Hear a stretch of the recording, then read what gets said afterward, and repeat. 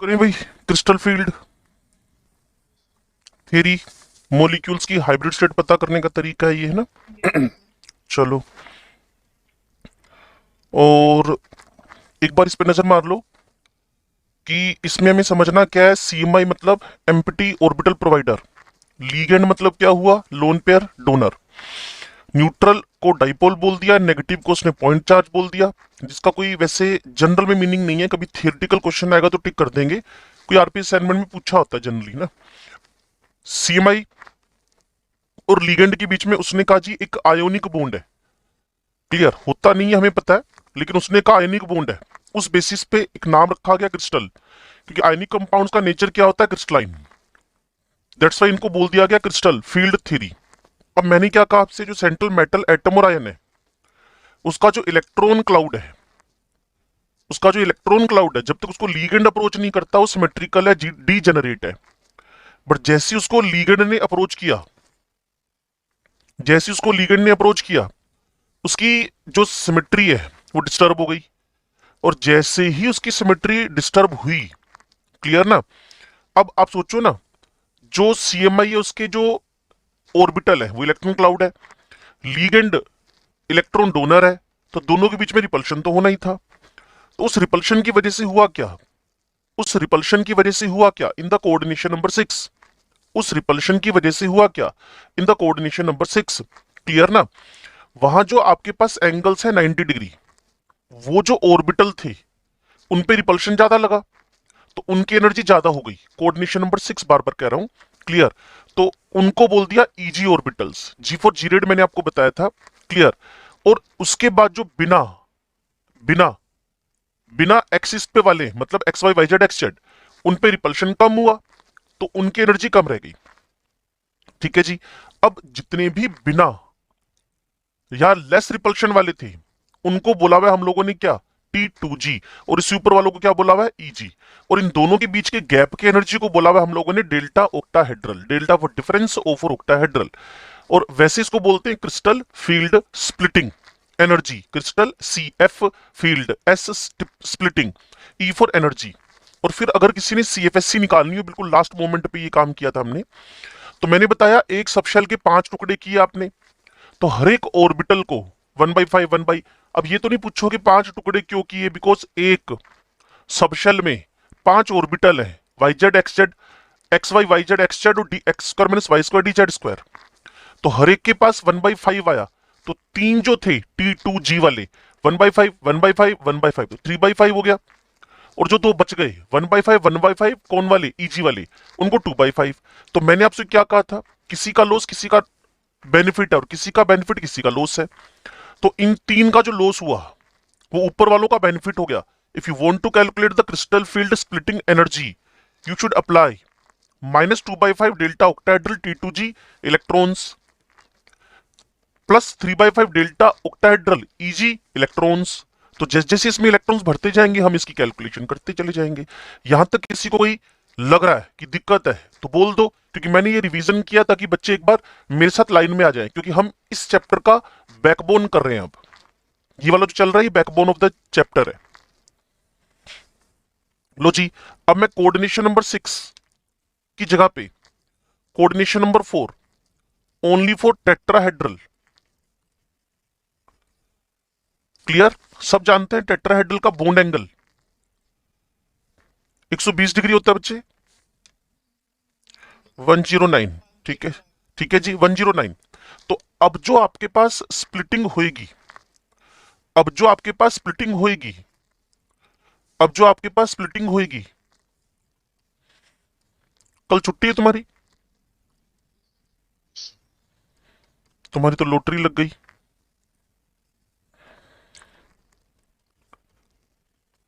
शाश्वत नहीं बोला कुछ।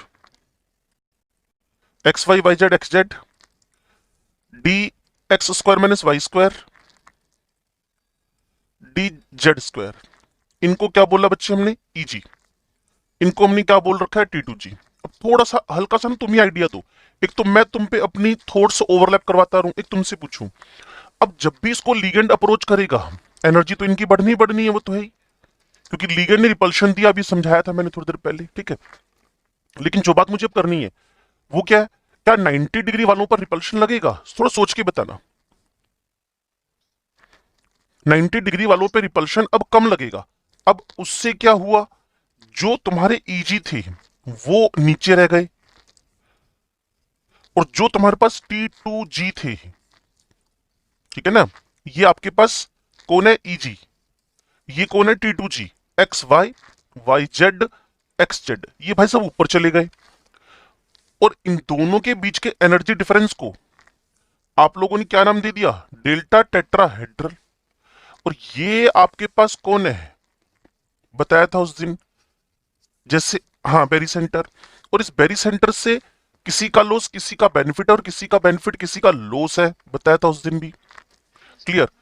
ये ऊपर जाकर +2/5 डेल्टा टेट्राहेड्रल हो जाएगा, ये -3/5 डेल्टा टेट्राहेड्रल। तो रट्टा मारने की नीड नहीं है, क्योंकि ये थ्योरी समझने की है। जैसे हाइब्रिडेशन है ना, वो रट्टा मारने का नहीं है, वो समझने का है। तो सिमिलरली कोऑर्डिनेशन नंबर 4 का अगर किसी ने CFSE कैलकुलेट करना हो, अगर किसी ने टेट्राहेड्रल कॉम्प्लेक्सेस का CFSE कैलकुलेट करना हो, तो -3/5 लिखेगा वो बच्चा। फिर इलेक्ट्रॉन्स ऑफ द, ये मैंने डिलीट किया, इलेक्ट्रॉन्स ऑफ द ईजी को एक्स से लिख देगा, फिर +2/5 लिख देगा। फिर इलेक्ट्रॉन्स T2G को वो किससे लिख देगा, वाई से। एक्स और वाई किसको इंडिकेट कर रहे हैं, इलेक्ट्रॉन्स को। इससे तुम्हारे पास CFSE for the tetrahedral complexes क्या हो जाएगी, कैलकुलेट हो जाएगी। बोलो जी, अगर ये बात समझ में आई है, मुझे लगता है कंपेरेटिवली जल्दी समझ में आ गई होगी। कोऑर्डिनेशन नंबर 6 की नकल ही किया हमने बस। ओए ओए ओए ओए ओए, तू अभी जागा, ओए आयुष पुत्र, ये जो थी थे ना, ये वाले, ये 90 पे नहीं थे ना पुत्र जी, ये आपके पास इन बिटवीन एक्सिस थे ना। क्लियर? ये इन बिटवीन एक्सिस थे ना, और ये अलोंग द एक्सिस थे ना। वैसे मैंने किसी और से पूछवाना था, लेकिन मैंने जानबूझकर खुद ही बता दिया, मैंने कहा टाइम ना खराब हो, 1-2 मिनट भी हमारे लिए बड़ा इंपॉर्टेंट है। तो जब 109 डिग्री के एंगल पे लीगेंड लीगेंड लीगेंड लीगेंड आएगा ऑन द मेटल सरफेस, तो सोचो ना, जो इन बिटवीन एक्सिस होंगे, 90 वालों पे रिपल्शन क्या लगेगा मिस्टर आयुष? हाँ, बिल्कुल कम लगेगा। इन पे रिपल्शन क्या लगेगा, कम लगेगा। ठीक है जी। और इन पे रिपल्शन अब क्या हो जाएगा, मोर हो जाएगा। ठीक है ना, इसीलिए जो दो वाले थे, मतलब ईजी वाले नीचे आ गए, और जो T2G थे वो भाई साहब ऊपर चले गए। हर किसी को अपनी लाइफ में ऊपर जाने का मौका मिलता है, तो T2G को भी मिल गया। कोऑर्डिनेशन नंबर 4 में टेट्राहेड्रल में T2G भाई साहब ऊपर चले गए, जबकि इससे पहले कोऑर्डिनेशन नंबर 6 में T2G नीचे थे। With logic. चलो जी, अब मैं आपसे CFSE को कौन कौन से फैक्टर अफेक्ट कर रहे हैं उनको लिखने जा रहा हूं। CFSE को कौन कौन से फैक्टर अफेक्ट कर रहे हैं, तो अगर कहीं कंफ्यूजन हो तो मेरे से बात जरूर कर लेना। क्लियर? सबसे पहला फोकस, मतलब रट्टा नहीं मारना। जब आप कोऑर्डिनेशन कॉम्प्लेक्स लिखते हो तो सेंटर में क्या लिखते हो, CMI, फिर क्या लिखते हो, लीगेंड, फिर नंबर, फिर चार्ज वार्ज, ये सारी घटनाएं आप करते रहते हो ना। ठीक है, तो इन सब पे डिपेंडेंसी होगी होगी, इन सब पे डिपेंडेंसी होगी होगी। तो नंबर 1 मैंने क्या लिखा, सेंटर पे टारगेट कर दिया, सेंटर पे टारगेट कर दिया, सेंटर पे टारगेट कर दिया। तो oxidation state of the central metal atom और ion, oxidation state of the CMI, oxidation state of the CMI। क्या इससे CFSE घटेगी बढ़ेगी? पहले ना हम लॉजिक लगाते हैं क्या है। देखो, सेंट्रल की ENC बढ़ गई, देखो +1 +2 प्लस, पॉजिटिव चार्ज ही होएगा जनरली उस पे, जितना पॉजिटिव चार्ज उसका बढ़ता जाएगा। उसके पास एक चीज बढ़ गई, क्या बढ़ गई, ENC। और ENC बढ़ी तो अट्रैक्शन ऑन द लीगेंड बढ़ा। ENC समझते हो ना? हाँ जी, मतलब रिजल्टेंट अट्रैक्शन। तो अट्रैक्शन ऑन लीगेंड बढ़ा, और जितना लीगेंड उसकी तरफ आएगा उतना रिपल्शन ज्यादा लगेंगे। क्लियर? उतने ज्यादा रिपल्शंस लगेंगे, और जितने रिपल्शंस लगेंगे, हम जिस टारगेट को लेकर चले वो क्या हो जाएगा, बढ़ जाएगा। अगर सारे के सारे आपके पास लीगेंड सेम है, लेकिन चार्ज डिफरेंट है, मैं कह रहा हूं रट्टे मत मारना, बात समझ में आ जाएगी। क्लियर ना? लीगेंड सेम है, चार्ज मेरे पास क्या चल रहा है बच्चे, डिफरेंट चल रहा है। लीगेंड सेम है, चार्ज डिफरेंट चल रहा है, तो जितना चार्ज ज्यादा होएगा उसका ईएनसी बढ़ गया, +1 +2 +3 +4 +5 +6, ऐसे करके आपके पास पॉजिटिव चार्ज हो तो ईएनसी बढ़ता जा रहा है। ये तो सुना ही होगा आपने, +1 से +2 का पॉजिटिव चार्ज ज्यादा होने से ईएनसी ज्यादा है, resultant attraction of the nucleus बढ़ गया। लीगेंड को क्या कहेगा, भाई साहब जल्दी जल्दी इधर आ जाओ, वो आएगा तो पक्का रिपल्शन तो करेगा, तो उसे सीएफएससी क्या हो गई, बढ़ गई। बोलो भाई। नंबर टू ठीक है। नंबर टू में हम क्या लिखने वाले, उसी सीएमआई को पकड़ के रखो। क्लियर? उसी सीएमआई को पकड़ के रखो। तो यहां आपके पास है nature of the CMI, nature of CMI. फिर वही बात, 3D series, 4D series, 5D series, 6D series अगर होती हो तो, वैसे 5D सीरीज पे हमारा काम तमाम है। मैं जो कह रहा हूं उसको सुनो। अच्छा, एक छोटा सा आइडिया आप ही दे दो, हमें डी ब्लॉक पढ़ना है, अभी कोऑर्डिनेशन हमने शुरू कर रखा है, कोई बताएगा 3D 4D 5D में से किसका ईएनसी ज्यादा है? थोड़ा ईमानदारी से सोच के बताना।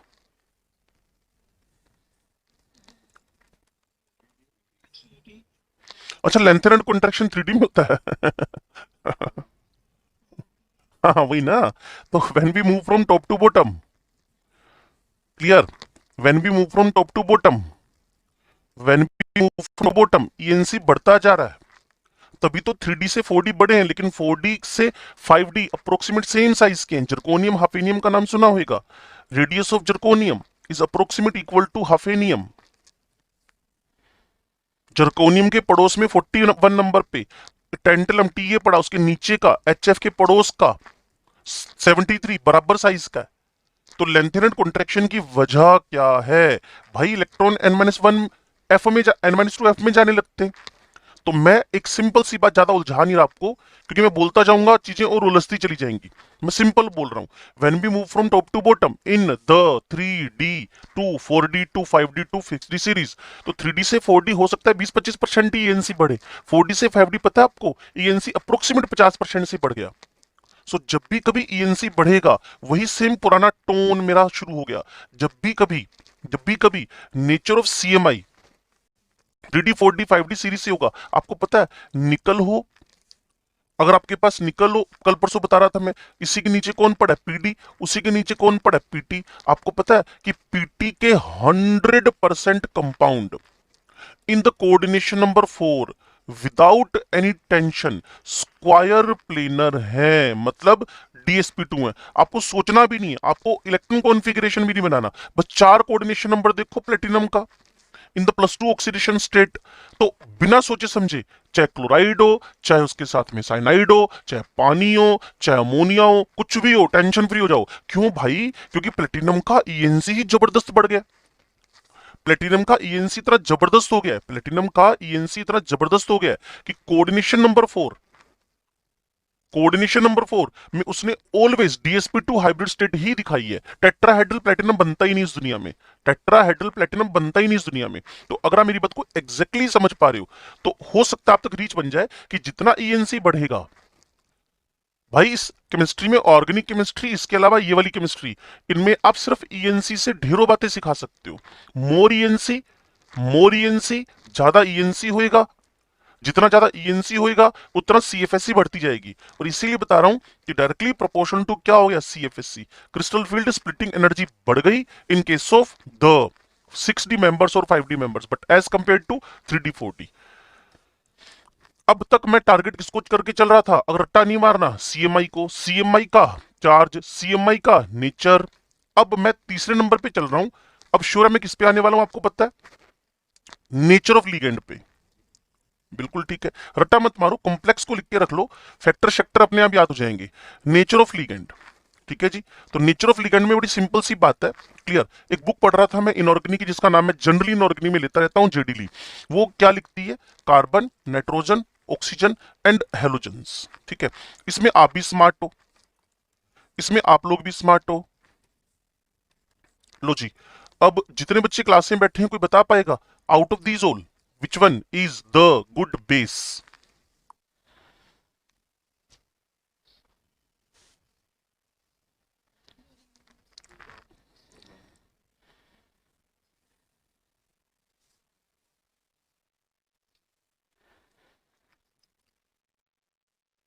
हे भगवान, इनको थोड़ा सोचने की अकल देना। ये एक चैप्टर पढ़ चुके हैं जिसका नाम था आयोनिक इक्विलिब्रियम, लेकिन आयोनिक इक्विलिब्रियम ये पढ़ के टेस्ट देने के बाद भूल चुके हैं। क्या आप मेरी बात सुन पा रहे हैं? होए आयनिक इक्विलिब्रियम बताया था। HF अच्छा एसिड है, इसका कॉन्जुगेट वीक होएगा। पानी उससे बुरा एसिड है, उसका कॉन्जुगेट और स्ट्रॉन्ग होएगा।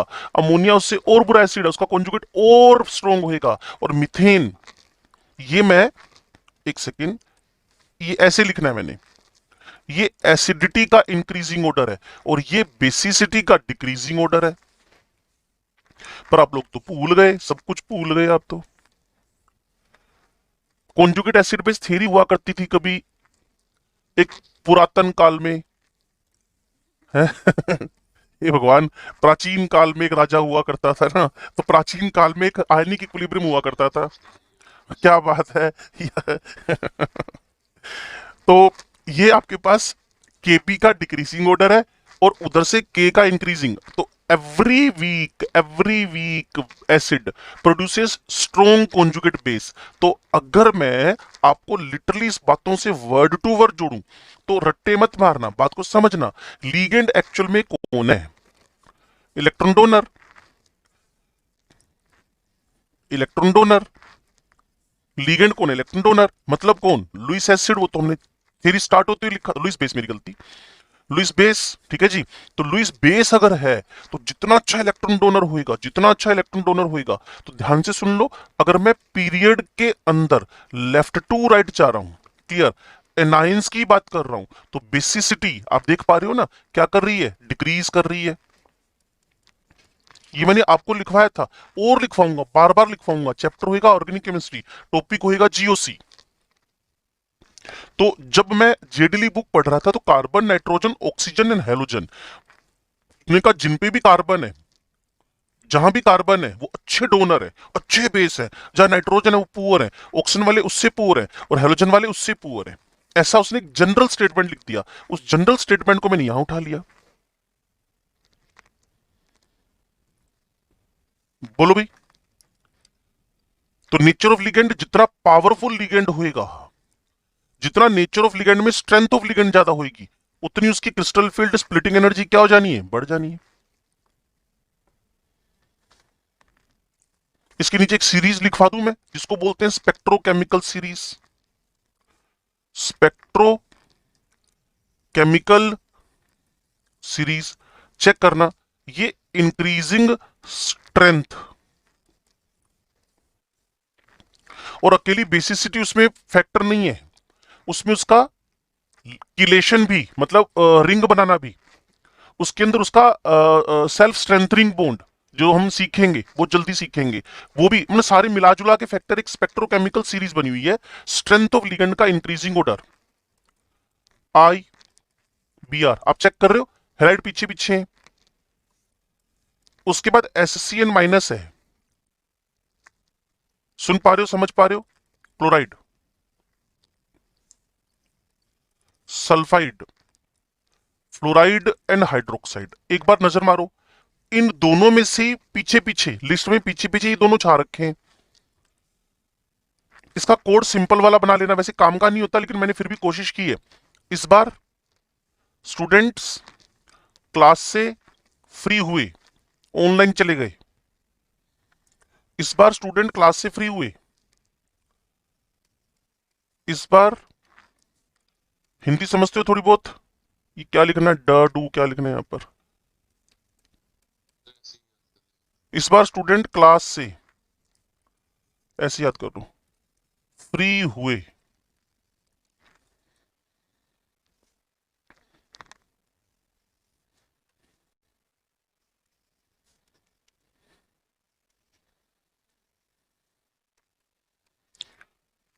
तो ये अभी मैंने जो एक बात बोली थी ना, उसको फेवर मिल रहा है कि हेलाइड वाले पुअर होंगे, iodide, bromide, SCH, thiocyanate, chloride, sulphide, fluoride, hydroxide. अब इसके आगे जा रहा हूं बच्चे। मैंने कहा था ओ वाले छाए हुए हैं, ऑक्सलेट, सुन पा रहे हो, समझ पा रहे हो? ऑक्साइड, ओ वाले छाए हुए हैं अब। हेलाइड वाले पीछे चले गए, ओ वाले छाए हुए हैं, क्यों भाई? And then water. और मैंने क्या कहा? अकेली बेसिसिटी, अकेली बेसिसिटी, अकेली बेसिसिटी ही टारगेट नहीं है, किलेशन भी टारगेट है, सेल्फ स्ट्रेंथनिंग बॉन्ड भी टारगेट है, बेसिसिटी तो है ही, इंक्लूडेड है वो तो, सबका कलेक्टिव इफेक्ट है। अब यहां आप एक कोड बना लोगे, ऑक्सलेट एंड वोटर, और लिख सकते हो ऑक्सलेट और वोटर, ऑक्सलेट और वोटर, ऑक्सलेट और वोटर, यहां से हो जाएगा। इस बार स्टूडेंट क्लास से फ्री हुए, ऑक्सलेट और वोटर, इसको भी जोड़ता हूं बात के साथ। तो लेकिन मैं जो ऊपर वाली बात बोल रहा था ना, उसको थोड़ा सा फोकस करके चलो। CNOX, अभी तक कौन कौन चल रहा है? Halides, oxides. नाइट्रोजन की टर्न अब शुरू होने वाली है, ले ले नाइट्रोजन की टर्न। NCS तो पक्का, यहां सल्फर डोनर है, यहां सल्फर डोनर है, और यहां कौन डोनर है? नाइट्रोजन डोनर है। नाइट्रोजन वाले भी इकट्ठे ही आ जाएंगे। EDTA, सुन पा रहे हो भाई? अमोनिया, देख रहे हो नाइट्रोजन वाले अब सारे इकट्ठे ही आ गए। इथाइलिन डाइमाइन, नाइट्रोजन वाले सारे इकट्ठे ही आ गए। NO2 माइनस, नाइट्रोजन वाले सारे इकट्ठे ही आ गए। ये कार्बन माइनस हुआ, और ये तो HCN जैसे वीक एसिड का, और सेल्फ स्ट्रेंथनिंग बॉन्ड की वजह से CO, सेल्फ स्ट्रेंथनिंग बॉन्ड की वजह से CO। इसी को लेकर CFT में कमियां निकाली गई कि आप तो बोलते हो ये नेगेटिवली चार्ज होते हैं, फिर एक न्यूट्रल वाला सबसे दमदार पहली रैंक पे कैसे आ गया? तो उसकी वजह सेल्फ स्ट्रेंथनिंग बॉन्ड है, जो बताऊंगा आपको मैं।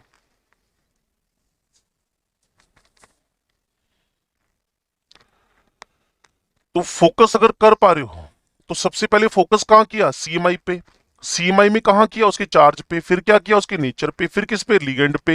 लिगेंड पे मैंने आपको एक सिंपल ट्रिक बना के देने की कोशिश की है कि मुझे जितना अच्छा बेस मिलेगा, उतना अच्छा लिगेंड होएगा, उतनी ज्यादा CFSC हो जाएगी।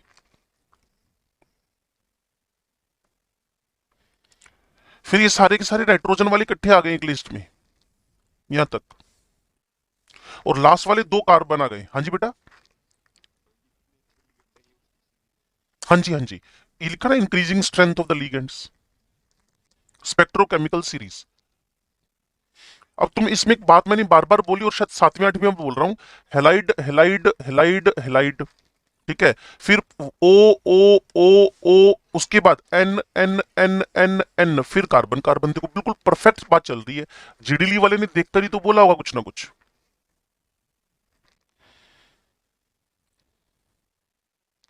चलो, last and final factor which affects the CFSC, वो है ज्योमेट्री, जिसको आप कोऑर्डिनेशन नंबर बोलते हो, कि उस पर भी तो फोकस होना चाहिए था आपका। क्लियर है? उस पर भी तो फोकस होना चाहिए था आपका।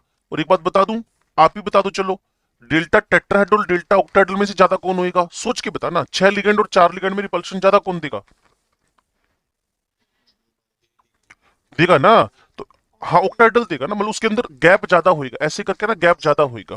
तो गैप ज्यादा होएगा तो मुझे किसको मल्टीप्लाई करके, कैलकुलेशन के बाद आया हुआ ये, किसको मल्टीप्लाई करके बराबर करना पड़ेगा? तो बात समझ लो, टेट्राहेड्रल का वैल्यू ऑक्टाहेड्रल का अप्रोक्सीमेट हाफ है। 4/9 मतलब 1/2 हो गया अप्रोक्सीमेट। अगर ये 500 है तो ये 250 के आसपास है। अगर ये 1000 है तो ये 500 के आसपास है। अगर ये एक 2000 है तो ये 1000 के आसपास है। मतलब ज्योमेट्री अफेक्ट करती है CFSC को। ये बात आपको दिमाग में लेकर आनी ही पड़ेगी।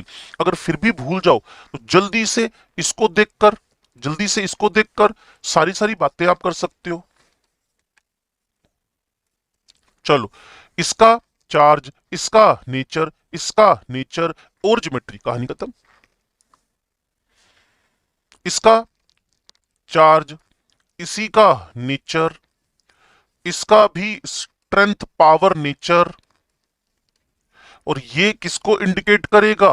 ज्योमेट्री। अब ठीक है, एक मुश्किल से 5 सेकंड में सारा के सारा CFSC को जो फैक्टर अफेक्ट करे उसका रिवीजन हो जाएगा, याद हो जाएगा क्लास के अंदर ही। हे महान जनता, क्या आप इन चारों फैक्टर को समझ गए हो? तो मैं अप्लाई करके दिखाऊं आपको इलेक्ट्रॉन कॉन्फ़िगरेशन इन D4 D1 D2 D3 etcetera पे। चलो, मैं अब इलेक्ट्रॉन कॉन्फ़िगरेशन, इससे तुम्हारी समझ अब डेवलप होएगी कि D2sp3 बनाना है कि sp3 D2 बनाना है। ठीक है, इलेक्ट्रॉनिक कॉन्फ़िगरेशंस। इलेक्ट्रॉन कॉन्फ़िगरेशंस, ध्यान से सुनना और समझना। इलेक्ट्रॉन कॉन्फ़िगरेशन, तो सबसे पहले मैंने क्या किया, ध्यान से सुनना, इलेक्ट्रॉन कॉन्फ़िगरेशन। अब समझना सबसे पहले D1, D2, D3, D4 और कोऑर्डिनेशन नंबर 6 के बारे में बात कर रहे हैं। Okay, D1, D2, D3, D4, बस D4 तक, D1, D2, D3, even D1, D2, D3 तीन का सेट बनाते हैं एक बार। D1, D2, D3 बस एक तीन का सेट बनाएंगे, मेरे साथ टिके रहना बच्चे। ओके, कोऑर्डिनेशन नंबर 6 से तीन नीचे होंगे। थोड़ा स्लो चलता है इस टाइम पे प्रोग्राम, हल्का सा, क्योंकि अगर आप फास्ट निकल गए तो बच्चे समझ ही नहीं पाएंगे। ये डेल्टा ऑक्टाहेड्रल है, यहां डेल्टा ऑक्टाहेड्रल है, यहां पे वीक लिगेंड है, यहां पे स्ट्रॉन्ग लिगेंड है। समझ पा रहे हैं भाई? यहां वीक लिगेंड है, इस जगह पे स्ट्रॉन्ग लिगेंड है, यहां पे वीक, यहां स्ट्रॉन्ग लिगेंड है। पता कैसे चला कि डेल्टा ऑक्टाहेड्रल कम हो गया या डेल्टा ऑक्टाहेड्रल ज्यादा हो गया? किससे ज्यादा हो गया? एक वर्ड इंट्रोड्यूस करवा रहा हूं, पेयरिंग एनर्जी। एक वर्ड इंट्रोड्यूस करवा रहा हूं, पेयरिंग एनर्जी। भाई D1 कॉन्फ़िगरेशन फिल करना है। ये कौन है? T2G। ये कौन है? EG। ये कौन है? T2G। ये कौन है? EG। D1 कॉन्फ़िगरेशन फिल करना है, D1। तो क्या इसमें फिल कर दूं अकेले में, चाहे स्ट्रॉन्ग लिगेंड हो चाहे वीक लिगेंड हो? तो कॉन्फ़िगरेशन क्या बन गया? T2G1 EG0। और इसमें भी क्या बन गया? D1 करके T2G1 EG0।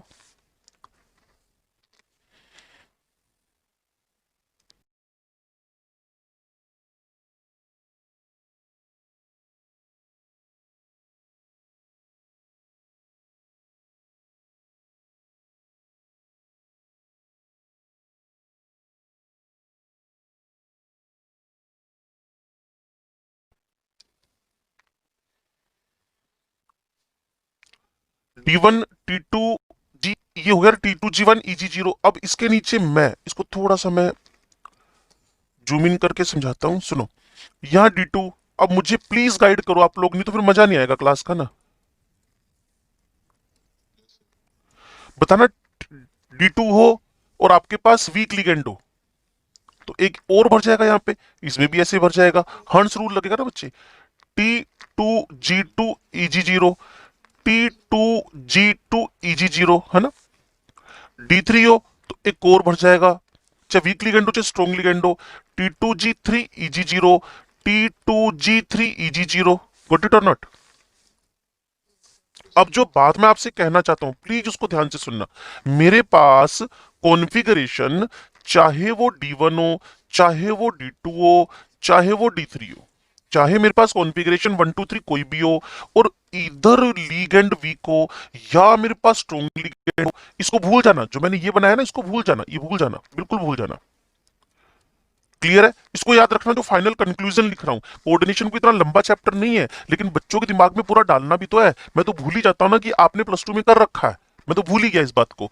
D1 D2 D3 ये कॉन्फ़िगरेशन हो, चाहे वीक लिगेंड हो चाहे स्ट्रॉन्ग लिगेंड हो, चाहे वीक लिगेंड हो चाहे आपके पास स्ट्रॉन्ग लिगेंड हो, कोई नहीं फर्क पड़ता। क्लियर? ये दो ऑर्बिटल हमेशा आपको अवेलेबल रहेंगे।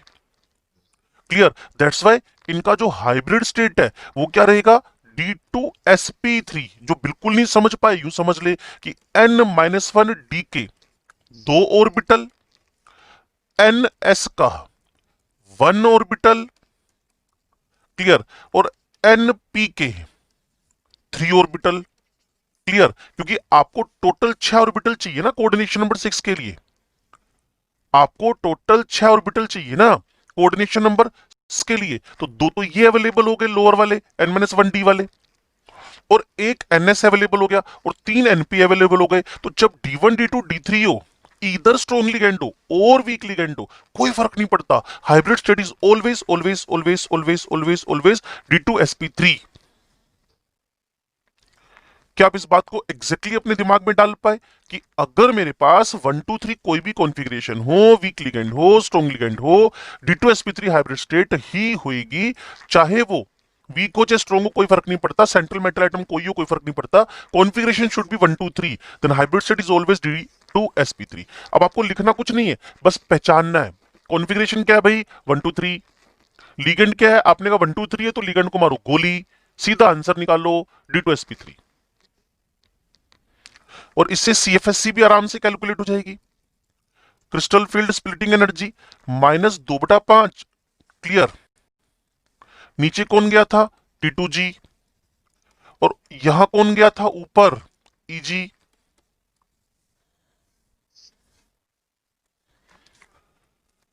ठीक है भाई, तो इस तरीके से आप एग्जैक्ट CFSC कैलकुलेट कर सकते हो। अगर कैलकुलेशन करना चाहते हो D1 वाले की तो आप ही मेरे को गाइड कर दो।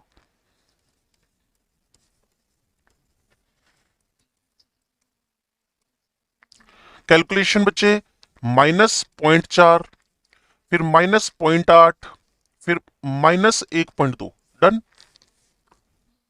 क्योंकि इसमें तो इलेक्ट्रॉन गया ही नहीं। -0.4 इंटू 1, -0.4 इंटू 2, -0.4 इंटू 3, ये इनकी CFSC हो गई, अगर आप मेरे को समझ पा रहे हो तो। अगला पेज करूं अगर ये सारी बात समझ में आ गई आपको। चलो, अब मैं कॉन्फ़िगरेशन उठा रहा हूं D4, D5, D6, D7, D4, D5, D6, D7, clear है।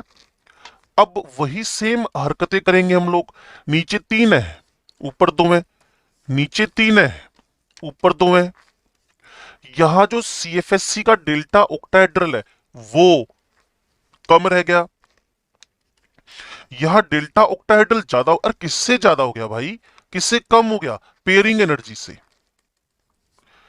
पेयरिंग एनर्जी से मतलब पता क्या निकला कि पेयरिंग एनर्जी ज्यादा है, पेयरिंग नहीं होगी, और पेयरिंग एनर्जी कम है, पेयरिंग एनर्जी तो पेयरिंग हो जाएगी, ये मतलब नहीं। पेयरिंग एनर्जी क्या हुई, energy needed for pairing of electron, pairing energy ज्यादा है और यार पेयरिंग नहीं होने वाली।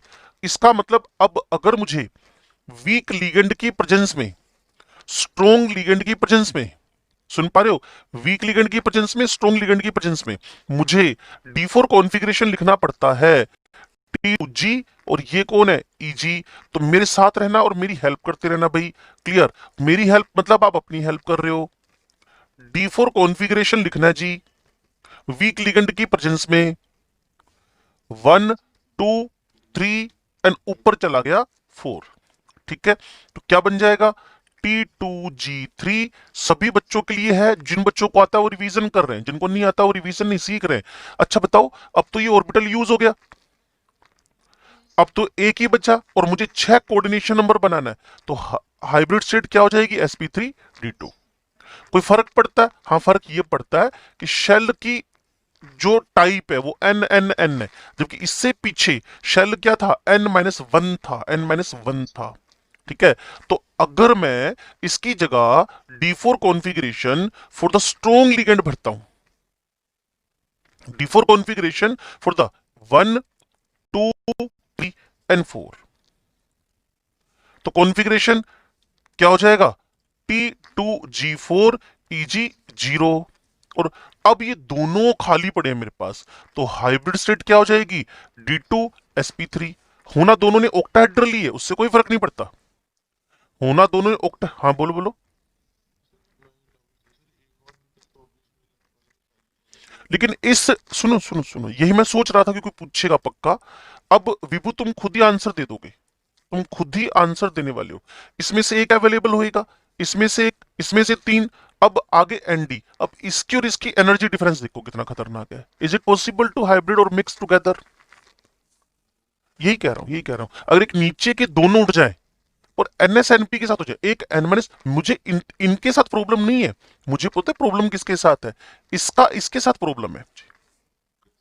दैट्स वाई ये वाला अकेला बचा हुआ N-1D कभी भी यूज नहीं हो सकता, never never never. Coordination number जब आपके पास 6 हो और आपको 2D चाहिए हो, तो एक पिछला D एक अगला D, कभी भी ऐसा सेटलमेंट हो ही नहीं सकता। तो मैं लिख देता हूं N-1D का और ND का, इन दोनों का जो एनर्जी गैप है, इनका जो एनर्जी गैप है ये वेरी हाई है, और हमारा केमिकल बॉन्डिंग बोलता है इनकी मर्जिंग पॉसिबल नहीं है। और हम इनडायरेक्टली हाइब्रिड स्टेट ही सीख रहे हैं, और क्या सीख रहे हैं। ठीक है जी, तो वापस उसी ट्रैक पे आ जाएं। अब आप लोग मेरी हेल्प वापस कर रहे हो, मतलब आप खुद की हेल्प कर रहे हो, इनकी सीएफएससी निकालनी हो।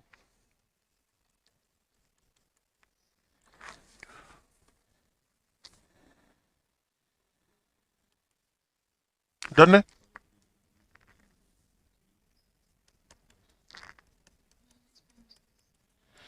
ठीक हो गया? ठीक हो गया। चलो, अब मैं D5 लिख देता हूं जी। वीक लिगेंड ले लेता हूं जी। एक और इलेक्ट्रॉन भर गया, इसमें एक इलेक्ट्रॉन नीचे ही भरा गया। इसकी हाइब्रिड स्टेट तो फिक्स ही हो गई। क्या होएगी बाहर से? sp3d2। और इसकी हाइब्रिड स्टेट आपके पास D5 है, स्ट्रॉन्ग लिगेंड है। क्या हो जाएगी? D2sp3। कॉन्फ़िगरेशन कोई बच्चा अगर लिखना चाहता है, T2G3 EG2।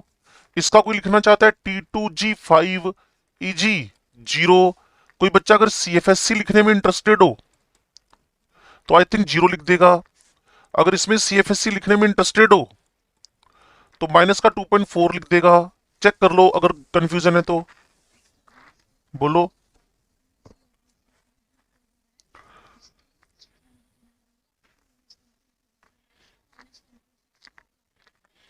4 4 जा। ठीक है, 4 4 जा। 4 4 जा, ठीक है। 1.6 एग्जैक्टली, मेरी गलती है। हाँ जी, इसमें आपके पास निचले ये इलेक्ट्रॉन्स आपके पास जीरो है, ये 5 हो गए, इंटू 4 फिर 2 होएगा ना बच्चे यहाँ पे। 5 इलेक्ट्रॉन इंटू 0.4 2। और ये जीरो, ठीक है। ठीक है, ये 0.4 से ऊपर, हाँ ठीक है, 1 जीरो हो जाएगा। अब मुझे हाइब्रिड स्टेट जो दिखानी है, D4 D5 की sp3d2 चल रही है। और जो D4 D5 है स्ट्रॉन्ग लिगेंड की प्रेजेंस में, वो क्या चल रही है? sp3d2 चल रही है। अगर आप मेरे को सुन समझ पा रहे हो तो चलिए D6 कॉन्फ़िगरेशन उठा लें। D6 में कौन आया? Week ligand. D6 में कौन आया? Strong ligand. अब हरकतें तो वही करेगा। लो जी, अब इलेक्ट्रॉन यहां भरा गया, लेकिन अवेलेबल तो नहीं है ना। तो इसका हाइब्रिड स्टेट क्या रखोगे बच्चे? sp3d2।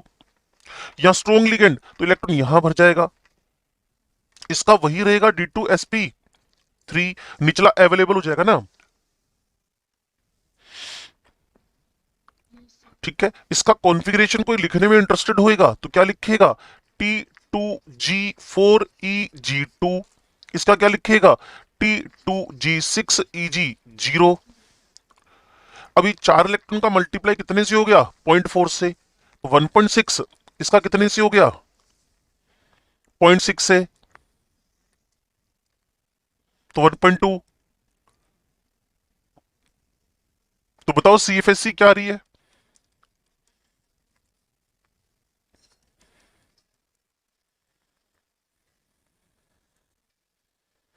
बता दो यार।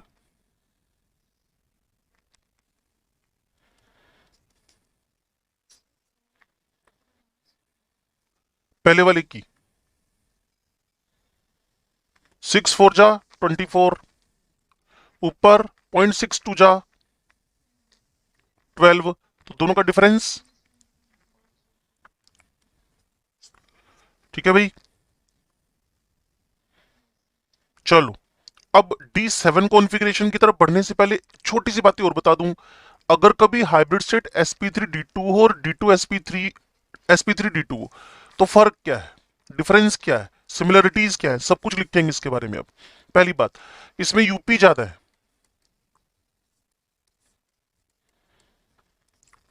और इसमें यूपी कम है। चाहो तो चेक कर लो। D4 शुरू किया, 1 2 3 4। इसमें D4 करते ही 2 अनपेड रह गए, उसमें 4 अनपेड। सुनोगे नहीं ना बच्चे, तो ये चैप्टर जैसा 12वीं में था वैसा वापस हो जाएगा। मान लो अच्छा था तो अच्छा रहेगा, बुरा था तो बुरा ही रहेगा। नहीं सुनोगे तो यार, हाँ अगर सुन लोगे, अच्छा था तो और अच्छा हो जाएगा, बुरा था तो फिर भी अच्छा हो जाएगा। तो एंड अच्छा ही होना है सुनने पे। अनपेड इलेक्ट्रॉन्स D2sp3 में जहां वीक लिगेंड है वहां पे ज्यादा है, और अनपेड इलेक्ट्रॉन sp3d2 में क्या है? कम है। इसीलिए अनपेड ज्यादा होने की वजह से इनका नाम पता है क्या कर दिया गया है? Spin free complexes. स्पिन नहीं, वो तो होएगा ही, वो तो होएगा। चलो, जो चीज पता है वो नहीं पढ़ रहे एक बार। जपनीत पता है हमें, है ना। अब लिखेंगे ना, एक साथ नहीं लिख रहे अभी, थोड़ा अलग अलग करके लिखेंगे, सब लिखेंगे। क्लियर। स्पिन फ्री, और यहां पता है क्या हो गया, spins are paired, spin paired complexes. ठीक है ना। ऐसे मिलता जुलता सा वर्ड, ध्यान से सुनना। Inner orbital complexes, inner orbital, क्योंकि अंदर वाला एन यूज हुआ है ना, डी यूज हुआ है ना, अंदर वाला डी यूज हुआ है, इसमें बाहर वाला डी यूज हुआ है। क्लियर है। Outer orbital complexes. ऐसी चौथा नाम, वीक फील्ड कॉम्प्लेक्सेस और लिगेंड्स, और जो भी लिखना आपने, यहां strong field complexes. Unpaired electron की बात कर रहे हो, अनपेड इलेक्ट्रॉन की बात कर रहे हो, यस और नो। तो बच्चे जब, नहीं किसको यार, मिक्सिंग मत करो यार, एक बार पहले पॉइंट पे चले। हाँ, ऐसे मिक्सिंग मत करो बातों की ना, तुम ही कंफ्यूज हो, कि मैं नहीं हूं कंफ्यूज। सुनो, ध्यान से सुनो। D4 कॉन्फ़िगरेशन लिखना था, तो 4 अनपेड है, और D4 कॉन्फ़िगरेशन लिखना था, तो आपके पास 2 अनपेड है। अनपेड ज्यादा कहां हुए, वीक में, चा पहले हुए ना। अब D5 लिखना है बच्चे, 5 हो गए, इसमें एक ही रह गया। और D6 लिखना है, ये भाई साहब 0 हो गए, जबकि इसमें 4 भी हैं। तो ज्यादा अनपेड कहां पड़े हुए हैं, unpaired electrons are more in weak, weak ligand case, unpaired are less in the strong case. Spin free, ज्यादा स्पिन अनपेयर्ड फ्री कहां पर है, वीक वाले में। स्पिन पेयर कहां हो गए, स्ट्रॉन्ग वाले में। अंदर वाला ऑर्बिटल उठा तो इनर ऑर्बिटल, और बाहर वाला उठा तो आउटर ऑर्बिटल कॉम्प्लेक्स। और वीक लीगेंड यूज हो रहा था, तो वीक फील्ड कॉम्प्लेक्सेस, इनको बोल दिया स्ट्रॉन्ग फील्ड कॉम्प्लेक्सेस। अब विभू बोलो बच्चे।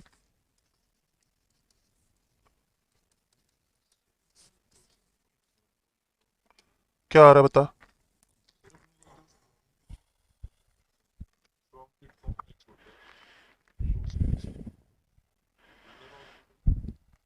तेरे सामने है, इसमें तो कोई पंगा ही नहीं। हम कोई इनविजिबल बात थोड़ी कर रहे हैं मिस्टर इंडिया वाली, सामने जो है वही तो लिख रहे हैं। मैं तो रट्टा मार के आया ही नहीं, और तुम्हें भी मना कर रहा हूं बार बार। इनर ऑर्बिटल किसके यूज हुए,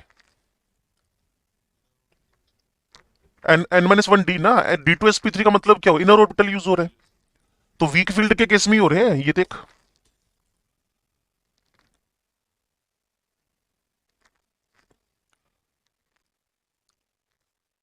यहाँ यहाँ यहाँ विभू, ये थोड़ी सी मेरी मिस्टेक आ गई है, ये इंटरचेंज है। मैं ठीक ठीक ठीक ठीक ठीक, वो जो स्ट्रोंग था ये इंटरचेंज है, ये मेरी मिस्टेक है, ये मेरी मिस्टेक है। विभू मेरी मिस्टेक है, इनर ये ऐसे है, मेरी मिस्टेक है ये, एग्जैक्टली मेरी मिस्टेक है। D2sp3 और sp3d2 था ना बच्चे, ठीक है, मेरी मिस्टेक है। D2sp3 मतलब जब स्ट्रोंग लिया, और sp3d2 जब हमने वीक लिया। ठीक है, ये इंटरचेंज है, ये मेरी मिस्टेक है, ये मेरी मिस्टेक है, मेरी मिस्टेक है। बाकी ठीक पॉइंट थे, तीसरे में कंफ्यूजन तुम्हारा सही था, लिखने में मैंने गलती की है। ऊपर से बिल्कुल परफेक्टली चला आ रहा है, अनपेड इलेक्ट्रॉन ज्यादा है, स्पिन फ्री है, क्लियर, वीक फील्ड है, और इसीलिए sp3d2 हो रहा है, sp3 इंटरचेंज हो गया, sp3d2 हो रहा है, इसीलिए आउटर। कहीं कोई चेंज नहीं होगा यहां, बस ये वाला sp3d2 D2sp3 हो जाएगा बस, इसी को फोकस करके। हाँ हाँ हाँ, वो सब कुछ सेम रहेगा। हाइब्रिड स्टेट आपके पास sp3d2 यहां हो रही थी, ये D2sp3 हो गई है। ठीक है ना, बाकी कोई चेंज नहीं है, बस वो जो थर्ड पॉइंट था उसी का रेस्पेक्ट चेंज है। एक बार फिर बताऊं इसको, या क्लियर होगी बात। ये देखें एक बार, इसको देख लो प्रॉपरली, कंफ्यूजन हो तो। sp3d2 मतलब बाहर वाला, D2sp3 मतलब अंदर वाला, अंदर वाला मतलब इनर। लिखा सब कुछ सही है, बस वो पॉइंट इधर उधर कर दिए बस।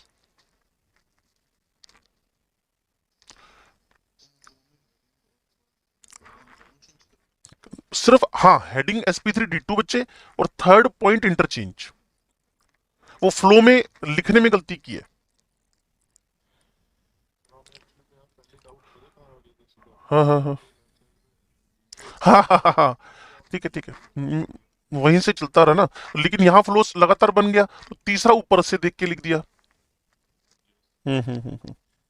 लेकिन मैं कह रहा हूं कि अगर इनको देखकर पता चल रहा है कि टू बाहर का है, तो शाश्वत अगर कोई कंफ्यूजन हो तो बोलो sp3d2 अगर है d2 तो बाहर वाला यूज हुआ है तो आउटर ऑर्बिटल कॉम्प्लेक्स बोलोगे, और अगर d2 है तो इनर ऑर्बिटल कॉम्प्लेक्स बोलोगे। ठीक होगी बात, ये इंटरचेंज करना ही करना है आपने।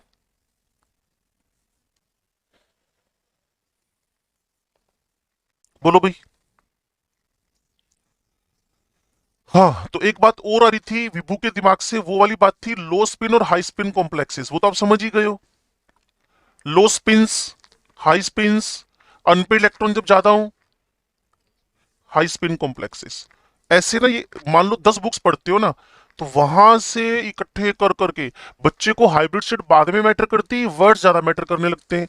हाई स्पिन कॉम्प्लेक्सेस, लो स्पिन कॉम्प्लेक्सेस, और ये ना सारी बुक से इससे इन्फ्लुएंस्ड है, एक नहीं, सारी बुक से इससे इन्फ्लुएंस्ड है। अब क्या करें, इसको भी सुधार दूं एक बार यहां से, ये चल जाएगा काम।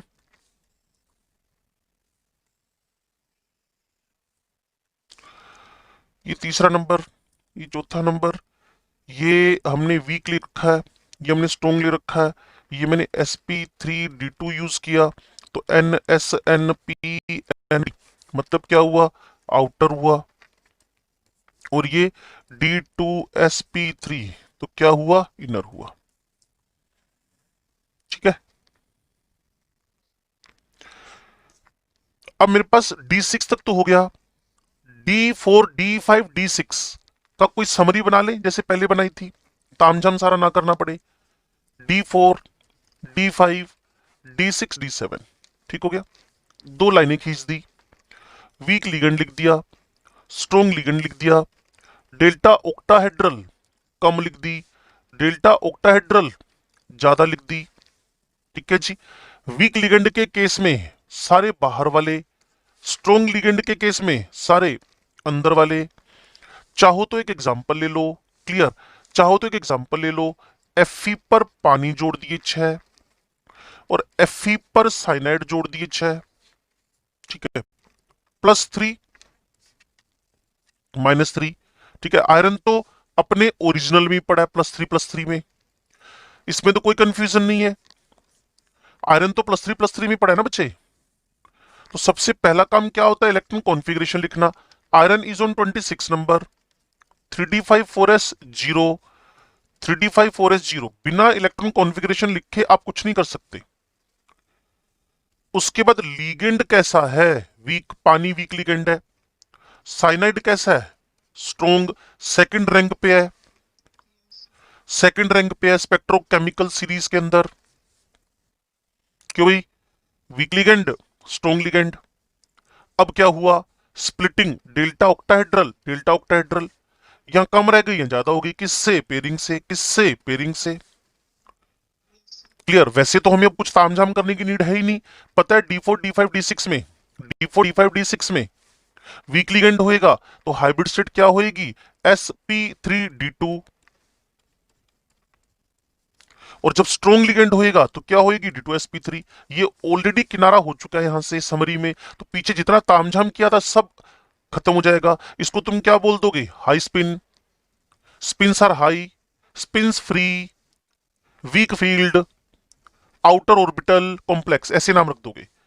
तो इन एग्जाम्पल को और इस समरी को देख के कुछ समझ में आएगा तो ठीक है, नहीं तो फिर वापस एफर्ट शुरू करें। d4 d5 d6,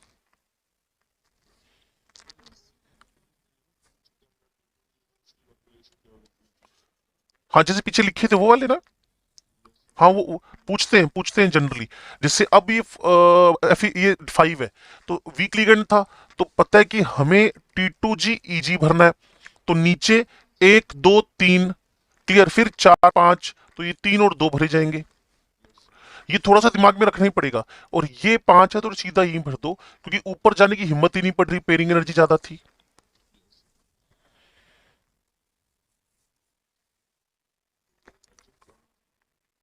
pairing energy पहले वाले में ज्यादा, दूसरे वाले में कम, दैट्स व्हाई T2G 3 EG। हाँ ठीक है, सीक्वेंस ये है कि पहले वाले में ज्यादा, दूसरे वाले में कम, और यहां आपके पास ऊपर जाने की हिम्मत ही नहीं पड़ेगी क्योंकि एनर्जी कम थी, बिल्कुल परफेक्ट है।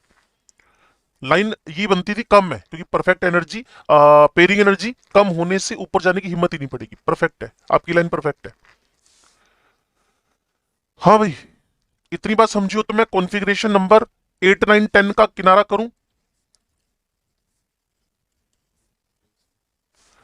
देखो भाई, यहां चाहे तो वीक हो, चाहे तो स्ट्रोंग हो, ठीक है। अब आपको पता है कि 6 तक, पीछे चले, 6 कॉन्फ़िगरेशन तक तो भाई साहब यहां भी फुल हो चुके हैं। और 6 कॉन्फ़िगरेशन तक, 1 2 3 4 5 6 और 7, ये दोनों फिल हो चुके हैं। 8वें पे आ रहे हो ना, तो 6 तक का सीन तो क्या बना, 6।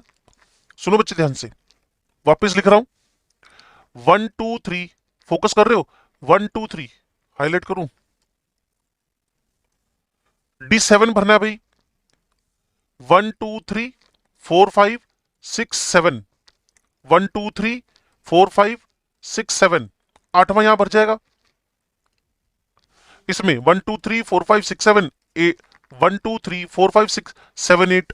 तो दोनों का कॉन्फ़िगरेशन लिटरली सेम हुआ कि नहीं हुआ? ये क्या हुआ, T2G6EG2, T2G6EG2। किसी को फिर भी समझ नहीं आ रहा तो ये लो, 3 नीचे 2 ऊपर, 8 भरने हैं भाई, 1 2 3 4 5 6 7 8। डन है। अब 8 ऐसे नहीं भरने, 8 दूसरे तरीके से भरने। ये रब किया, स्ट्रोंग लिगेंड, 1 2 3 4 5 6 7 8, सेम ही हुआ। चाहे वीक लिगेंड हो चाहे स्ट्रोंग लिगेंड हो, T2G6EG2 ही तो होएगा। इसका मतलब बाहर वाले डी उठेंगे। तो हाइब्रिड सेट आपके पास चाहे D8 हो, चाहे D9 हो, चाहे D10 हो, क्या हाइब्रिड सेट निकलेगी, sp3D2, इधर वीक और स्ट्रोंग। अगर कॉन्फ़िगरेशन 8 9 10 है, जिससे निकल लिखा, वोटर लिखा, 6 लिखा, +2 लिखा, सबसे पहला काम क्या होएगा बच्चे, आइडेंटिफाई द CMI, निकल +2, देन 8 4s 0। अब जितने बच्चे क्लास में बैठे हैं समझ गए, एक एस, अगले पी, क्लियर, और अगले डी यूज होकर आपके पास हाइब्रिड सेट क्या आ जाएगी, sp3D2। चाहे वो वीक लिगेंड होता या स्ट्रोंग होता, सोचा ही नहीं हमने, हमने नजर ही नहीं मारी। आपने देखा मैंने क्या किया, निकल +2 का EC लिखा, इलेक्ट्रॉन कॉन्फ़िगरेशन लिखा और खट्ट से आंसर लिख दिया। चेक ही नहीं किया वोटर है कि साइनाइड है, चेक ही नहीं किया। बोलो भाई, पक्का ना? श्योर। चलो, अब CFSC कैलकुलेशन भी आप समझ गए हो कैसे करनी है। क्रिस्टल फील्ड स्प्लिटिंग एनर्जी की कैलकुलेशन भी समझ गए हो, हमने इतनी सारी कर रखी है ना। अच्छा, अभी भी करके बताओ फटाफट, इसकी CFSC कैलकुलेट करना सभी बच्चे। इन दोनों तो सेम ही कॉन्फ़िगरेशन है, जल्दी करो। CFSE,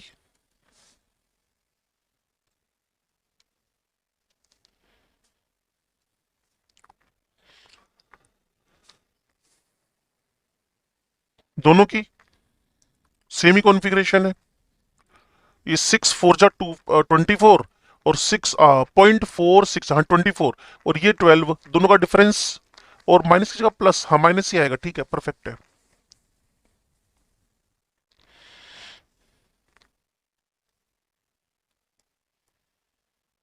डन हुई बच्चे बात।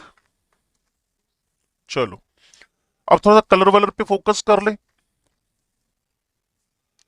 कलर ऑफ द कॉम्प्लेक्सेस, इस पे तो मुझे बिल्कुल भी ज्यादा बोलना ही नहीं है। Colour of the complexes, CFSC calculation करने के बाद colour of the complexes, clear, simple सी कहानी जिसमें आप ऑलरेडी एक्सपर्ट हो। जहां भी अनपेड इलेक्ट्रॉन होंगे वहां DD इलेक्ट्रॉनिक ट्रांजिशन होएगा, वहां DD इलेक्ट्रॉनिक ट्रांजिशन होएगा, और कंपाउंड क्या हो जाएगा, कलर्ड।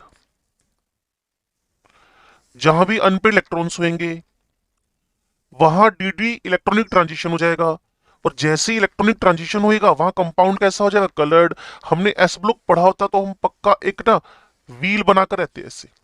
अगर कोई किसी ने पूछ लिया रेड है, ब्लू है, ग्रीन है, ऑरेंज है, क्लियर, वॉयलेट है, पिंक है, ऐसे क्वेश्चन को लिटरली काट दिया करो। आप बोलो कलर नहीं पता चलते, हम सिर्फ कप्लीमेंट्री कलर्स पता लगवा सकते हैं। मेरी बात अगर सुन पा रहे हो, हम सिर्फ और सिर्फ कप्लीमेंट्री कलर्स पता। एक बार आईआईटी में क्वेश्चन आया था, अगर प्रीवियस ईयर पेपर्स आप देखना पसंद करो तो ये VI BG YG YOR, अगर किसी ने वॉयलेट कलर कर लिया तो येलो ग्रीन दिखेगा, किसी ने ब्लू कलर एब्जॉर्ब कर लिया तो ऑरेंज दिखेगा, अगर किसी ने रेड कलर एब्जॉर्ब कर लिया तो वो ब्लू ग्रीन दिखेगा, किसी ने येलो कलर एब्जॉर्ब कर लिया तो वो इंडिगो दिखेगा। बस ये व्हील समझ में आना चाहिए और कुछ नहीं करना आपने। मैं फिर आपको कह रहा हूं, अगर आप 2 दिन बाद मेरे से पूछोगे, 1 दिन बाद पूछोगे, आज 15 मिनट 20 मिनट की क्लास में पूछोगे, सर ये कंपाउंड रेड कलर का है, मैं बोलूंगा मुझे क्या पता रेड है कि ग्रीन है कि ब्लू है कि ऑरेंज है। मुझे पूछोगे सर ये कलरफुल है, हाँ मेरे को बड़ा इंटरेस्ट आएगा ये क्वेश्चन करने में। क्यों? अगर अनपेयर्ड होंगे तो कलर्ड होएगा, अगर पेयर्ड होंगे सारे के सारे तो कलरलेस होएगा, और अगर अनपेयर्ड है तो डीडी ट्रांजिशन भी होएगा, और डीडी ट्रांजिशन होएगा तो बंदे ने कलरफुल तो होना ही होना है।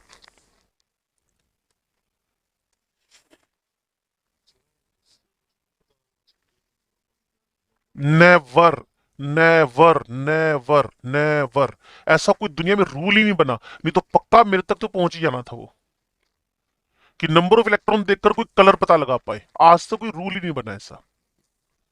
और इतना और बता दूं, कोई 3 4 अलग अलग मेटल हो, सबके साथ अनपेड इलेक्ट्रॉन भी सेम हो, तो भी कलर सेम नहीं निकलता कई बार।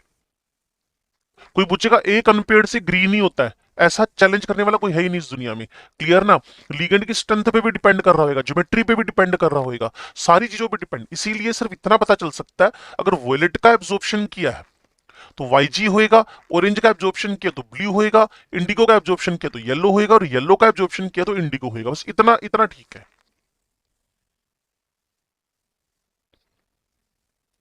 ठीक है जी। तो कलर के बारे में सिर्फ इतना हमें पता चल सकता है। बस एक बात ध्यान रखो, E inversely to lambda, E inversely to lambda, ठीक है। ये एब्जॉर्ब, ये एब्जॉर्ब, ये इमिट, ये इमिट। अब थोड़ा सुनना मेरी बात को ध्यान से। अगर किसी ने ई एब्जॉर्ब ज्यादा किया तो लैम्डा एब्जॉर्ब कम हो गया, लिखो इसके साथ, कनेक्ट करना बच्चे। ये हाई तो ये लो, ठीक है। और एनर्जी एब्जॉर्ब ज्यादा हुई तो इमिट लेस हुई। अगर खा ज्यादा लिया, हाँ नहीं अभी रुकते हैं रुकते हैं, जल्दीबाजी नहीं करते। अगर एब्जॉर्ब हाई हुई, ऐसा होता है ना बच्चे, 7 कलर है आपके पास, VIB GYUR, उसमें से अगर मैं एक कलर एब्जॉर्ब कर लूं तो बाकी बचे हुए सारे कलर मिक्स होके अपीयर हो जाएंगे। तो किसी ने ज्यादा एब्जॉर्ब किया, 100 रुपए में से 80 रुपए खा गए हम लोग, तो 20 ही बचे ना। फिक्स था ना, VIB GYUR, इसका तो पैकेज फिक्स था ना। 3800 एंगस्ट्रम से लेकर 7600 एंगस्ट्रम तक ये पैकेज तो फिक्स ही था। खाना तो इसके अंदर से ही है। क्लियर? अगर मैंने ज्यादा एनर्जी एब्जॉर्ब कर ली तो इमिट कम करूंगा। अब जो कनेक्ट कर रहा हूं सुनो, अगर ई एब्जॉर्ब्ड हाई है तो लैम्डा इमिट भी क्या होएगा? हाई होएगा। देखो ना, इन दोनों को कनेक्ट करो। तो अगर मैं एक सिंपल ट्रिक बना दूं, ई एब्जॉर्ब्ड हाई, तो मेरे पास लैम्डा इमिट भी बाय डिफॉल्ट ही क्या हो जाएगा? हाई। अब कुछ लोग इस पे सडन नजर मार के कहेंगे सर देखो लैम्डा और ई को इनवर्सली का रिलेशन डायरेक्टली का लिख दिया, यार ऐसे कैसे हो सकता है। अगर आप नजर मारोगे तो आपको समझ में आ जाएगा, यहां एब्जॉर्ब लिखा हुआ है और यहां क्या लिखा हुआ है? इमिट लिखा हुआ है। अब ऐसा क्यों बता रहे हो, कोई रीजन है? हाँ क्वेश्चंस बनते हैं इस पर, इसलिए बता दिया आपको कि अगर 4 अलग अलग लीगेंड दे दे तो उनकी CFSC, लीगेंड डिफरेंट, तो उनकी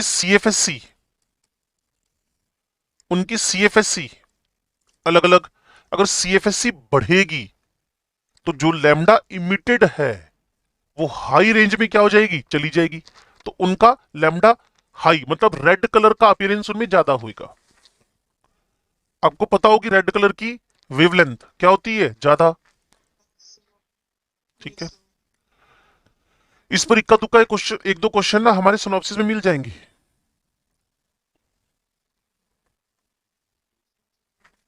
हाँ इसको कर लो, कोई नहीं, मैं तेरे क्वेश्चन ढूंढ लेता हूँ ना। और टाइम भी अपडेट ले लेता हूँ 10:44। टाइम बड़ा फास्ट फास्ट जाता है यार। वैसे कल का दिन है अपने पास और मैक्सिमम चीजें हमने कवर कर भी ली है। क्वेश्चन ये था, हाँ परसों झटका लगा तुम्हें ना। वैसे 1 तारीख को पढ़ना चाहिए। हम जब छोटे थे बोलते थे मम्मी कि अगर पहले दिन जो काम करोगे वो सारा सारा साल करोगे। ऐसा भी होता है क्या कुछ? पंजाबियों में होता है। एक क्वेश्चन है बच्चे। हाँ ये बात बिल्कुल ठीक है। और उससे ज्यादा जानने वालों में होता है। एक्चुअल हम जब से जन्मे हमें सब चीजें मनवाई गई हैं। मैं भी तुम्हें मनवाई रहा हूँ, जनवा कर रहा हूँ ना।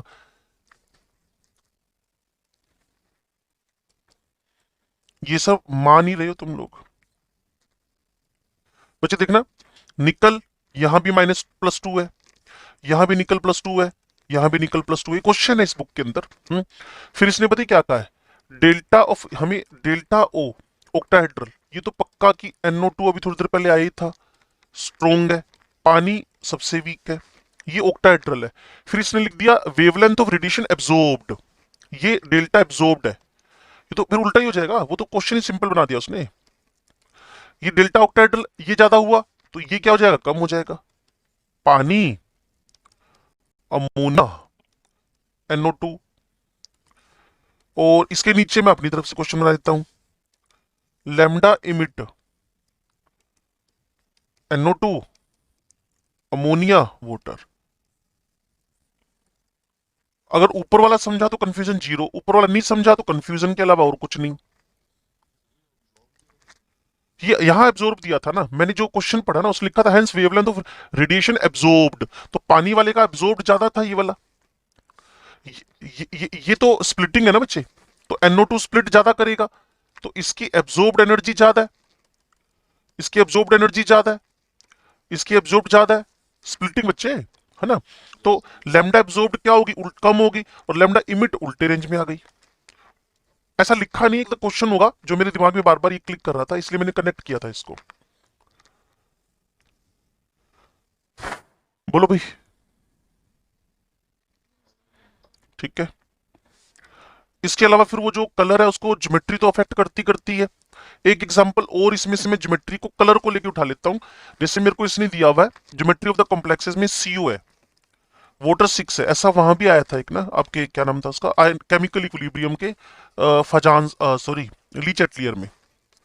ये CO दोनों का ऑक्सीडेशन नंबर +2 ही है। लेकिन जो जो हाईलाइट करना आपने, या 6 लिगेंड है या 4 लिगेंड है, ज्योमेट्री इसकी निकाल ही लोगे आप, इसकी ज्योमेट्री भी निकाल लोगे आप लोग। ठीक है। अब इसने कहा जी एक का कलर पिंक है और एक का कलर कैसा हो रहा है? ब्लू है। क्लियर। तो मैंने कहा ऐसा क्यों हुआ? कहते जी सेंट्रल का कॉन्फ़िगरेशन सेम है लेकिन ज्योमेट्री बदलते ही कलर बदला। क्यों बदला? क्योंकि आप समझदार हो, यहाँ डेल्टा ऑक्टाहेड्रल यूज हो रहा है, यहाँ डेल्टा टेट्राहेड्रल यूज हो रहा है। जब एनर्जी ही डिफरेंट हो गई, कनेक्ट करना बातों को, कोई भी कंट्रोवर्सी मत अपने दिमाग से क्रिएट करना। जब ई एब्जॉर्ब्ड ही अलग अलग है तो कलर तो डिफरेंट होने होने थे। तो ज्योमेट्री बदलते भी कलर बदलता है, ज्योमेट्री बदलने से भी कलर बदलता है। It is all about crystal field theory, it is all about crystal field theory, it is all about crystal field theory. अब अगर आप इसको VBT की तरफ लेकर जाना चाहते हो, VBT की तरफ, तो VBT में बस एक छोटा सा लाइन है रिवर्स पेयरिंग की। तो फिर बच्चों को मैं बोलता हूं, बच्चे अगर क्वेश्चंस करने हो ना, तो जितने भी 6 कोऑर्डिनेशन नंबर है सारे के सारे CFT से करा करो, और जितने भी कोऑर्डिनेशन नंबर 4 हैं वो सारे के सारे VBT से करा करो, रिवर्स पेयरिंग से। क्लियर। तो क्वेश्चन खट खट खट खट कोई रुकता ही नहीं है। आज तक तो मेरे पास डाउट आया नहीं, बस क्वेश्चन आया, देखा 4 है तो रिवर्स पेयरिंग से कर दिया, अगर 6 है तो उसने CFT से कर दिया। हमारे आंसर परफेक्ट निकलते जाएंगे, परफेक्ट आंसर निकलते जाएंगे। तो अगर आप मेरी बात को लिटरली फॉलो कर रहे हो तो मैं थोड़ा सा अब VBT की तरफ बढ़ता हूं। काम सुपर इजी है VBT के अंदर। It is valence bond theory. Old model को बाद में सिखा रहे हैं क्योंकि CFT से हम हेल्प लेंगे, CFT से हेल्प लेंगे। VBT के अंदर साइंटिस्ट का नाम तो आपको पता ही है, एक ही है बंदा जो नोबेल प्राइज ले गया 2-2 बार, पोलिंग, अमेरिकन है। ठीक है जी। इन भाई साहब ने क्या कहा, जो CMI है आपको पहले से ही पता था, वो एम्प्टी ऑर्बिटल प्रोवाइडर है। अब मैं और कुछ नहीं लिखूंगा, लुइस एसिड बेस में से आपको पता ही है, ligand, lone pair of electron, donor है। क्लियर। अब ये कह रहा है before the overlapping, before the overlapping, overlapping का नाम लिए बगैर तो मानेगा ही नहीं भाई, पोलिंग है। Before the bond formation, coordinate bond बच्चे, before the coordinate bond formation, empty orbitals mix together, empty orbitals mix together. और जहां इसका नाम है पोलिंग का, वो मिक्सिंग के बगैर भी नहीं मानने वाला, क्योंकि हाइब्रिडेशन का सबसे बड़ा थ्योरम इन्हीं भाई साहब ने दिया हुआ है। एम्प्टी ऑर्बिटल्स मिक्स टुगेदर, मैंने कहा कैसे, कहते एक एस एक पी मिक्स हुआ तो लीनियर बना, सब बच्चे समझदार हैं। एक एस दो पी मिक्स हुए तो मेरे पास ट्रायगनल प्लेनर बना, जिसकी नीड कम से कम इस चैप्टर में तो मुझे बिल्कुल नहीं होगी। एक एस तीन पी मिक्स हुए तो मुझे भी पता है और आपको भी पता है, टेट्राहेड्रल बना। आज वो भी हाईलाइट होगा जो हमने छोड़ दिया था पीछे, D X square minus Y square. एक एस दो पी मिक्स हुए, हमने छोड़ा था इसको, हाँ, इट इज DsP2। तो ये भाई साहब स्क्वायर प्लेनर बनेंगे। उसके आगे में ज्यादा तामझाम कर नहीं रहा, sp3d, sp3d2, या फिर d2sp3, इसमें भी होता है dsp3। ठीक है। कुल मिलाकर जितने ऑर्बिटल मिक्स होंगे, जितने ऑर्बिटल मिक्स होंगे उतने ही नए बनने वाले हैं, जितने ऑर्बिटल मिक्स होंगे उतने ही बनने वाले हैं।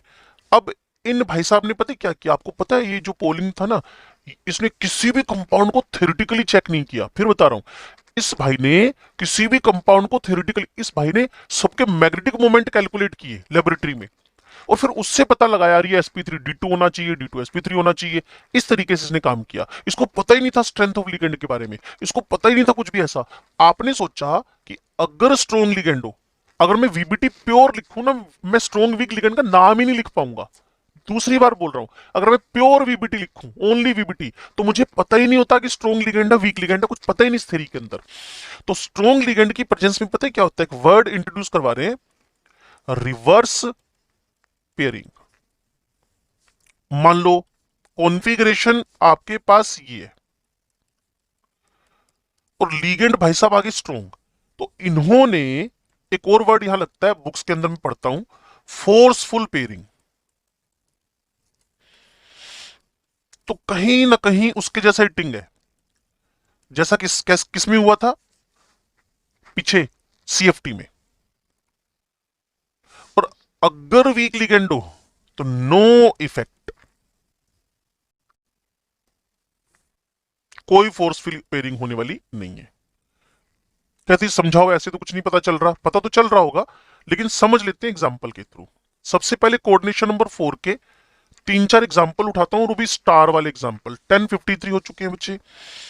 मेरे पास स्टार है निकल CN⁻⁴ में। फिर आपको बोल रहा हूं, अगर आपको किसी भी कोऑर्डिनेशन कॉम्प्लेक्स को समझाना है, अगर आपने किसी भी कोऑर्डिनेशन कॉम्प्लेक्स को समझाना है, तो बढ़िया आइडिया है कि आप कोऑर्डिनेशन नंबर 4 को वीबीटी से एक्सप्लेन कर दो, रिवर्स पेयरिंग से एक्सप्लेन कर दो।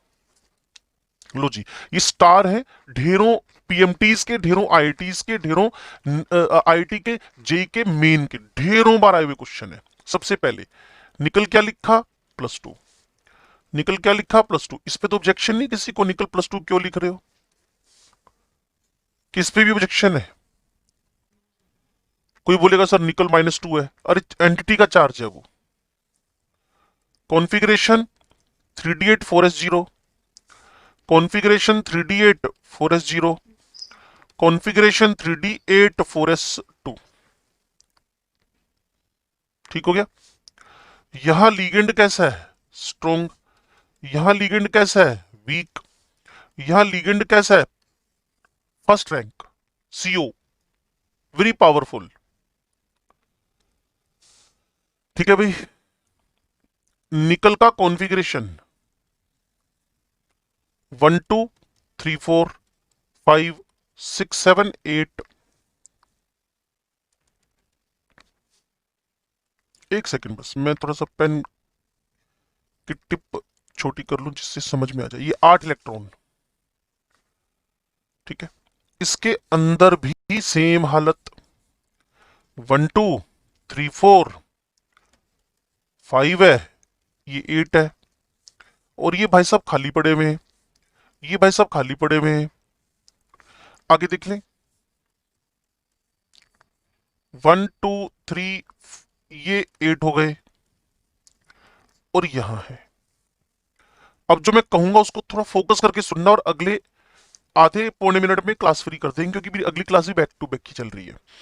यहां स्ट्रोंग लिगेंड ने रिवर्स पेयरिंग करवाई, स्ट्रोंग लिगेंड ने रिवर्स पेयरिंग करवाई।